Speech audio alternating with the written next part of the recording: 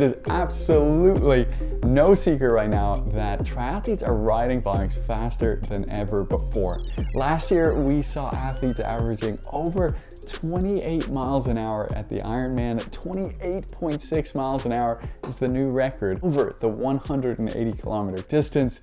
The Kona bike course record was once again shattered, and we see sub 2 in 70.3s almost every race and from multiple athletes. The bike is the most contested area for pros to make gains because it's the longest part of the race. So each year they're always trying everything to try and get those 1 or 2 extra percents, whether it's new technology, aerodynamics, training techniques, or nutrition strategies. They keep on improving, and you just have to wonder, how close are we to the ceiling? But for right now, they just keep getting faster and faster, which leads us to what we are talking about today. Who are the current fastest and best cyclists in our sport? But before we get to those guys, we have to look at the former phenoms who really paved the way for these current speedsters on the bike and who truly changed the game on 2 wheels. So first off, you can't mention the word legends without talking about Mark Allen and Dave Scott. These are the guys who for over 2 decades raised the bar in the sport, and yet they're often more remembered for their run and their legendary battles, but they were quite devastating on the bike too. They were both very similarly matched for most of their career, but actually at different times they were better than each other. In fact, Mark, when he was relatively new in 1984 to Kona, he outbiked Dave Scott by nearly 12 minutes, but still lost that race on the marathon. But in 1986, this had such an impact on Dave that when they next raced, he rode faster than Mark and outsplit him and won that race. And he ended up, because of that, beating the course record by 22 minutes. So they pushed each other, and they definitely pushed the bike to the next level. But I still don't think those guys will ever be remembered as much as the next 5 guys on 2 wheels. They really changed the way the bike leg was raced. First off is Thomas Hellriegel from Germany. He set the Kona bike course record in 1996 with a 4:24:50 and had stood for a decade. He was nicknamed Hell on Wheels for a reason, because he was one of the first to really use the cycling leg as an all-out attack. In 1995, he actually led Mark Allen by 14 minutes off the bike. But just like Dave Scott caught Mark Allen on the marathon, Mark Allen caught Hellriegel here at mile 23. And then in 1996, he came off the bike with Luke Van Leert, but again finished in second. And then finally in 1997, he got his Kona title. And once again, thanks to his dominance on the bike. But then next up, I recently retired another German, Sebastian Kienle, 2014 world champion, earned that title thanks to his insane bike split that day. He followed in Hellriegel's footsteps, attacking hard on the bike, but unlike a lot of Uber bikers, Sebastian could always run consistently well off the bike, and his effort and attention to detail in regards to aerodynamics was second to none, always producing top 3 bike splits in every race. But somebody who more often than not produced the fastest bike splits in every race was Andrew Starkowitz. He actually was voted in 2018 as the greatest cyclist of all time when Ironman did a poll. He formerly held the fastest Ironman bike split ever, the 3:54:59 at Ironman Texas in 2018, and just overall shattered bike course records wherever he went. Unlike Sebastian, he was a little more inconsistent on the run, actually developing it more in later years, and he wasn't really ever a Kona contender, but in terms of his pure bike ability, he was almost unmatched in terms of power. Next up then was another German, Norman Stadler, 2-time Kona champion. When he won in 2006, he obliterated the course record for 18:23 there, but you could tell this guy cared so much about the bike leg. It became very evident in 2005 with one of the most famous triathlon videos ever, where he had a bit of a breakdown on the Queen K after he had his second flat there. Stadler hits DEFCON 4.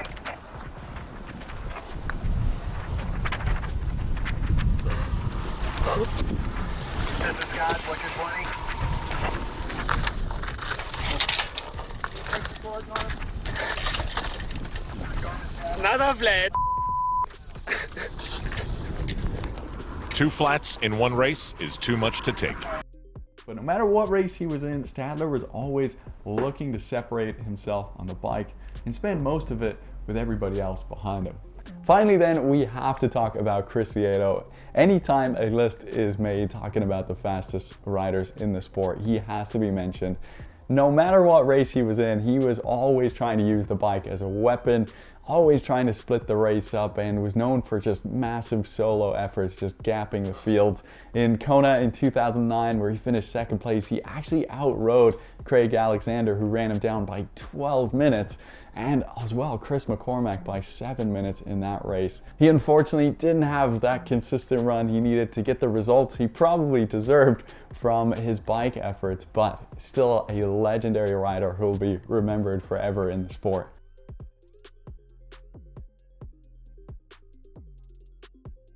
But sticking with the topic of bikes real quick, have you ever wanted a high quality bike without the price tag, or have you got one sitting just collecting dust in your garage? That's where bicycle.com comes in. It's the ultimate online marketplace for buying and selling pre-owned bikes and components as well. And whether you're looking for a road bike, mountain bike, tri-bike, e-bike, they've got it all. And if you've got one of those, they're there to help you sell it. All bikes are verified for quality, transactions are secure, and shipping is also super fast and hassle-free for both a buyer and a seller. So whether you're upgrading or just getting started or clearing out that garage to make your spouse happy, like me, head to bicycle.com/thedailytri for an exclusive offer for the Daily Tri community. All right, back to it. But that brings us now to the current generation, and I planned to do a top 5, but immediately wrote down 10 names and realized I was in big trouble. But even with 10 names on my list, there are some major names who didn't even make that top 10 for me. Some you might completely disagree with. For example, Cameron Worth, pro cyclist for the Ineos Grenadiers, he doesn't make my top 10. Ruben Zabunka as well, another former pro cyclist, he doesn't make it. And Rasmus the Terminator Svenningsson, who actually rode 6 minutes faster than Cameron Worth in 2024, he doesn't make it either. So these guys could have the fastest split on their day at a given race and course. I just don't think they're quite up to the level that the rest of these guys are at on the majority of courses. So let's get into it. First, we're going 10 through 6 in no particular order. And first off, we have to say Robert Callan, who is shockingly similar to Magnus Ditlev on a bike. He currently owns the fastest Ironman bike split at Ironman Victoria in 2024, outbiking Sam Laidlow at that race. No matter where he's at out of the swim, manages to make his way to the front of the race. And even though he doesn't have the run to back up these insane bike performances, he still managed to land himself 7th place at the first ever Pro Series, and he's definitely gonna keep getting faster and faster. He's got quite a few years ahead of him. But next up, speaking of plenty years left, Hayden Wild. Now he might have some of the best power numbers out of this whole list, and he's now actually scarily enough being coached by Tadej Pogacar's coach, so he's gonna get even faster. But he is just a breakaway machine, always pushing the pace at the front of the short course races he's in, often upset when people don't work with him and make him do all the work. Yeah, no, just a bit of a shame the other boys didn't decide to come do some work. Yeah, they were just hiding a bit and waiting for the run, so I don't know. I don't really see that as racing. But it's led to him winning races like the Grand Final in 2024, where he was part of an insane breakaway there. And he is now moving up to the long distance to the T100, and that 20-meter draft zone I think is gonna help him out a lot here with guys not able to sit in on the wheel like they are in short course. Next up then, we've got Leon Chevalier. He is another one who could come out anywhere from the swim and will ride hard by himself and consistent at every single Ironman he does. He suffers a little bit at the middle distance, especially at that T100, 100 kilometer distance, often being isolated, but he is as slippery as it gets, and it's earned him the positions he's got in Kona with his 4th place there at 2024, having the 2nd fastest bike split, and definitely deserves his place on this list. Chevalier just a couple years ago was also finishing up his master's in chemical engineering, so he's only been fully devoted to the sport as a professional for a couple years and will keep on improving. Next up then is another scientific guy having a degree in sports science, and that is Christian Hogan. Hogenhaug, another one who was just a rocket there at Kona. And he is always one of the top 3 riders in every single race. And I think he had one of the most underrated bike performances ever at Ironman Frankfurt, where he outrode everybody and also suffered a crash in the middle of that race, riding at 3:57. Absolutely insane, and definitely could make his way into the top 5 cyclists on this list. Next up then, we've got Freddie Funk, just one of the most consistent riders in the world. He had a 1:48.46 bike split at the Challenge Championship in 2024, averaging 48.5 kilometers an hour over 87.5 kilometers. So not quite the 90-kilometer distance, but even if you add a few extra minutes for those extra kilometers, it still is probably the most insane middle distance ride we've ever seen, with the likes of Kyle Smith, Christian Hogenhaug in that race not being able to keep up. And if you look at his trajectory in the sport, it really is thanks to his improvement, making his bike his weapon of choice. But then on to the top 5, and this one we are going in order. So at number 5, first off, I have got Martin van Riel. This guy, we saw him do it in the first T100 season, just always at the front of the race. And I think on a specific course, he is unstoppable with just such an incredible power to weight ratio, but also the bike skills that he has from racing short course for so many years. And to be able to back it up with the runs that he's had as well off of those tough bikes is extra special. And the scary thing is for his future is that he says he has a lot of room for improvements, he believes, with aerodynamics. So we could be seeing an even faster Martin on the bike in coming years. Next up then, at number 4, I've gone with Sam Long. He has such insane bike power, we can all agree on that. But he's also so incredibly mentally strong. We saw it at the likes of T100 Miami, where he was almost lapped out and then still managed to bike his way to put himself in contention for a 2nd place there. And the same thing the next race in Singapore.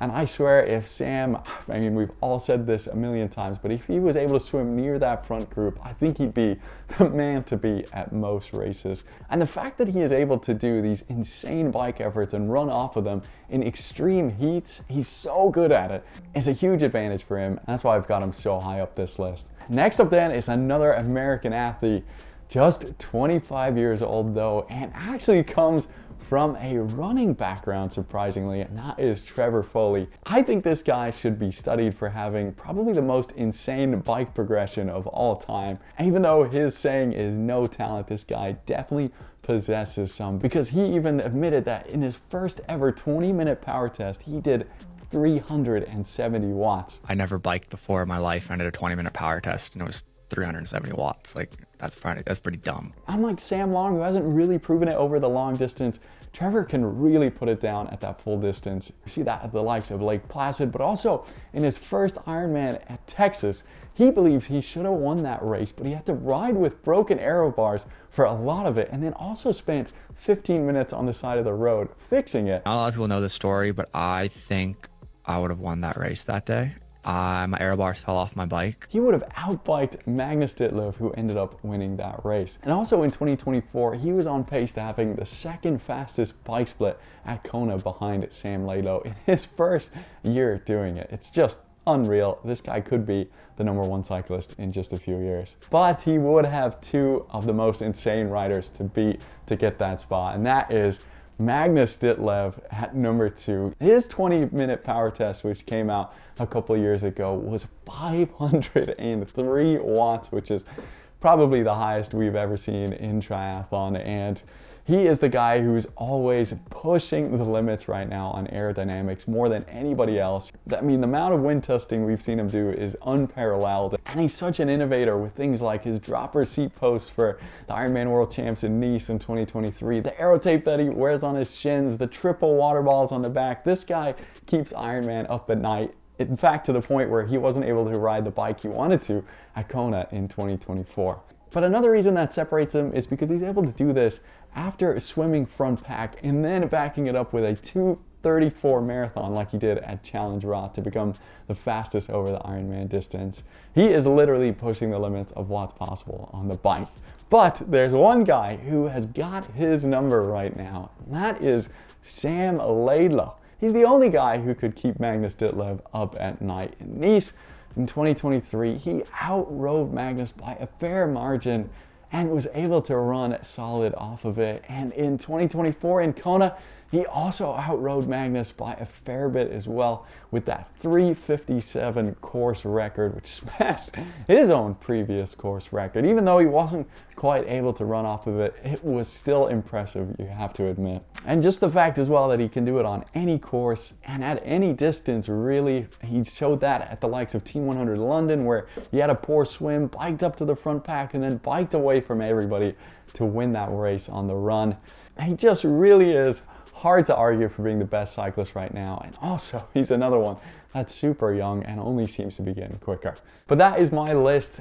Let me know, who did I miss? Who did I have out of place in the comments below? And stay tuned for the women's breakdown coming up next. And let me know as well if you'd like to see this for the swim and the run. Thanks so much. We'll see you in that next one.